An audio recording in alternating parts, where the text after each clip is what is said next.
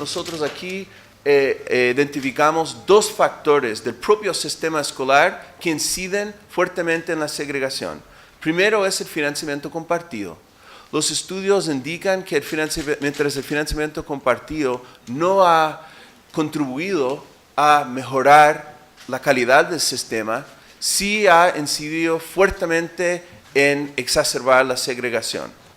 Segundo, la selección de estudiantes.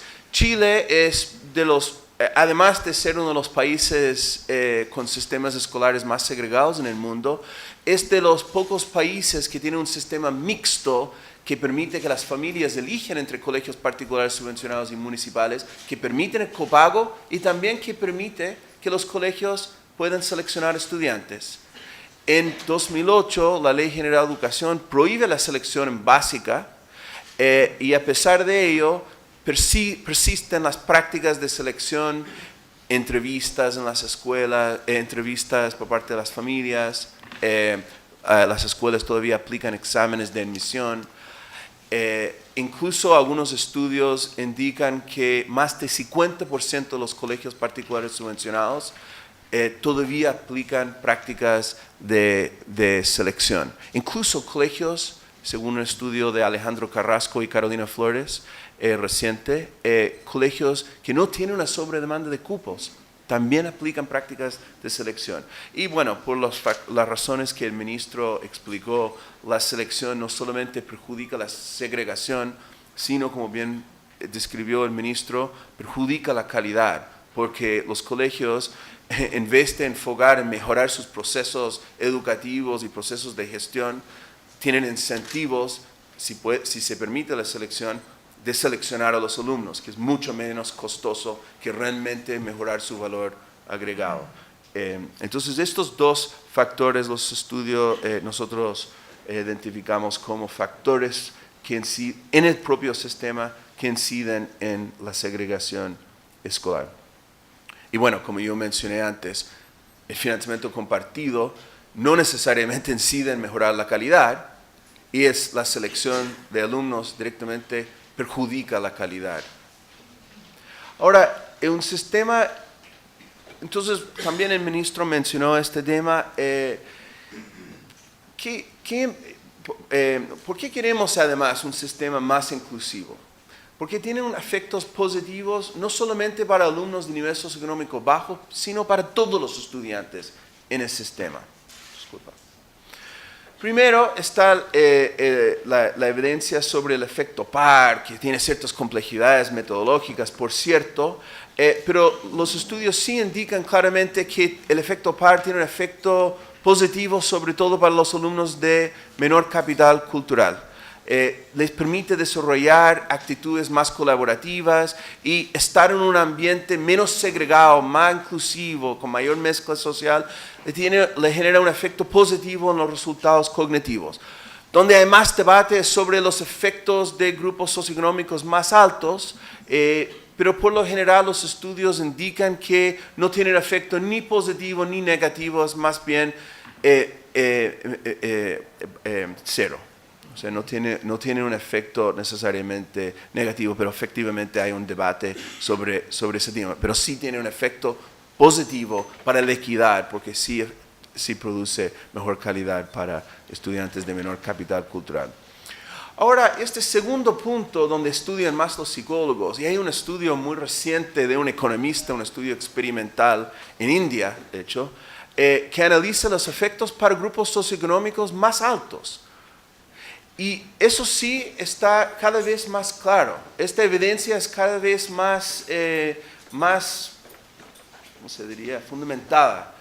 Tiene un efecto positivo en las actitudes de los estudiantes de nivel socioeconómico mayor. Rompe prejuicios, abre un entorno a un mundo más real y pluralista. Porque los alumnos desarrollan habilidades, y un estudio reciente que me llegó ayer, de hecho, que tiene efectos positivos en la generosidad que tienen alumnos de mayor nivel socioeconómico hacia compañeros de menor capital cultural. Desarrollan habilidades que quieren salir con ellos, a carretear con alumnos de nivel socioeconómico bajo, y estos efectos perduran a lo largo de la vida. Hay estudios muy interesantes sobre, en los Estados Unidos, de compañeros de cuarto, porque en las universidades tú llegas a tu primera universidad y es aleatorio la distribución sobre quiénes son tus compañeros. Hay estudios muy sofisticados que analizan los efectos que tienen compañeros de distintos niveles de clases sociales, raciales, etnicidades, a lo largo de la vida. Entonces, tener expuesto, ¿cómo se dice? ¿Cómo? Exposición gracias. A compañeros de distintos entornos sociales tiene un efecto positivo en el corto plazo y a lo largo de la vida. Y en el final, eso tiene un efecto positivo en la sociedad que queremos construir, en la cohesión social, porque como decía el ministro en el final, tú trabajas en un ambiente mucho más integrado. Entonces, tú tienes que aprender a trabajar, a colaborar, a salir con compañeros que vienen de distintos mundos. Entonces, el punto aquí es, la mezcla social tiene un efecto positivo en la escuela, no solamente para el rendimiento, para el CIMSE y el PSU de los alumnos, sobre todo de los alumnos de menor nivel socioeconómico, sino tiene efectos no cognitivos y que perduran a lo largo de la vida para otros alumnos de mayor nivel socioeconómico. O sea, afecta Machuca, pero también tiene un efecto positivo para Gonzalo Infante. Entiendo que tú estabas en St. George en esta época, ¿no? Bueno, no sé. Bueno, ¿cuáles son nuestras propuestas para ir terminando? Porque nuestra idea es escuchar lo que quieren decir a los senadores. Primero, la primera propuesta que depende del diagnóstico es eliminar de manera gradual el financiamiento compartido, más específico, como yo mencioné antes, como no existe evidencia que ha generado mejor calidad y sí tiene un efecto negativo en la segregación. Congelar los montos de copago y luego reducir los topes a la medida que aumentan los recursos. Dicho en simple, mientras va aumentando la subvención, se va reduciendo gradualmente el copago. Una forma de hacer esto también, que también proponemos, es expandir la ley SEP, la subvención escolar preferencial, a la clase media, pero con el diseño de la SEP original. La SEP original tiene el requisito, si el colegio firma el convenio de oportunidades, no puede cobrar financiamiento compartido a los alumnos prioritarios, que era distinto que el proyecto de ley enviado por el gobierno anterior. Entonces lo que nosotros proponemos es mantener este diseño y expandirlo a la clase media, al 70%, o esa parte se puede discutir más. Segundo, y mencionó algo de esto el ministro, terminar con la selección de alumnos. Como yo mencioné, se terminó con la selección en la Ley General de Educación, pero no ha pasado nada. Los colegios han aumentado incluso las prácticas de selección desde 2008. Entonces, hay distintas formas para terminar con la selección, de hacer efectiva la no selección, partiendo en básica. Lo que hacen varios países es sacar la selección de la escuela. Nosotros en el informe proponemos que habría que explorar ambos tipos. Uno es sacar la selección de la escuela y implementar un nuevo sistema de admisión escolar transparente, ciega, donde las familias tienen que postular a un sistema de postulación externa, similar a DEMBRE en ese sentido, donde todas las familias tengan la misma oportunidad de postular y quedar en todas las escuelas municipales y particulares subvencionadas. Está hablando de básica. Otra forma es mantener la selección en las escuelas y aumentar la fiscalización de la no selección. Porque hoy en día los colegios siguen seleccionando a pesar de que en la ley dice que no se puede seleccionar. Y muchas veces eso tiene que ver que los colegios no saben otra forma de asignar sus cupos. No es que quieren discriminar. A veces tienen una sobredemanda de cupos y tienen que seleccionar. Entonces, los colegios no tienen necesariamente las herramientas y como no hay una fiscalización, no hay ningún incentivo de no seleccionar. justamente porque es mucho más fácil de mejorar el rendimiento del colegio seleccionando que realmente mejorando los procesos e insumos. El segundo es expandir la no selección hasta cuarto medio. Ahora, nosotros en el informe no abordamos mucho el tema de los liceos emblemáticos y artísticos, como mencionó el ministro. Efectivamente, algunos países de buen rendimiento que permite la selección, que permite la libre elección de escuelas en sistemas mixtos, tienen un grupo selecto de liceos más emblemáticos que pueden tener algunos requisitos de admisión. Nosotros no entramos a fondo en este tema. Lo que yo lamento es que el debate público en Chile hasta ahora se ha centrado en estos colegios que representan, yo creo que menos de 1% de la matrícula. Aquí nosotros en este informe hablamos de 90 y tanto % de la matrícula subvencionada. Entonces enfocamos en este grupo. El debate público se ha centrado en la selección de los municipales o si se va a hacer algo con los pagados. Bueno, nosotros enfocamos donde están la mayoría de los alumnos que están en el sector municipal y particular subvencionado, no emblemático. Tercero, bueno, es fundamental no solamente prohibir de una manera efectiva la selección vía sistemas de selección de postulación más transparente, aumentando la fiscalización, porque quiero mencionar, si tenemos un sistema de postulación ciega, más transparente, no es necesario invertir tantos recursos en fiscalizar la no selección. No es necesario. En países que tienen, los países Bélgica, varias ciudades en los Estados Unidos están moviendo hacia ese sistema, no solamente porque es más equitativo, sino es más eficiente en términos de recursos. Bueno, pero además de eliminar la selección, es fundamental implementar medidas para prohibir la expulsión de alumnos. Hoy en día los colegios pueden expulsar a los alumnos después de un año, por rendimiento y otros factores. Nosotros proponemos eliminar las prácticas de expulsión, sobre todo por rendimiento. Por cierto, los colegios tienen que tener el derecho de expulsar a algunos alumnos cuando hay problemas de seguridad en el colegio o cuando genera otros temas, situaciones más extremas. Aquí nosotros hablamos más bien de eliminar prácticas de expulsión por rendimiento. Finalmente, hablamos de cerrar los vacíos de la ley del 15%, que algunos llaman la ley Montes, no sé si es verdad. Sí. La ley del 15% es una idea muy interesante que a lo mejor algunos de ustedes no conocen, que básicamente establece que los colegios deberían tener a lo menos 15% de su matrícula como alumnos vulnerables. El problema es que dice solamente si los alumnos, o sea, si tienen postulantes vulnerables. Entonces muchos colegios pueden decir simplemente, bueno, no postularon al colegio alumnos vulnerables, por eso nosotros no cumplimos con la ley. Tampoco hay una fiscalización de la ley del 15%. Yo creo que eso es una ley bien interesante que no se cumple, que se podría volver a estudiar. También deberíamos, eso es otro tema más técnico, buscar fórmulas de convergir las distintas definiciones de vulnerabilidad, alumnos prioritarios, etcétera, cuando se hacen estas leyes.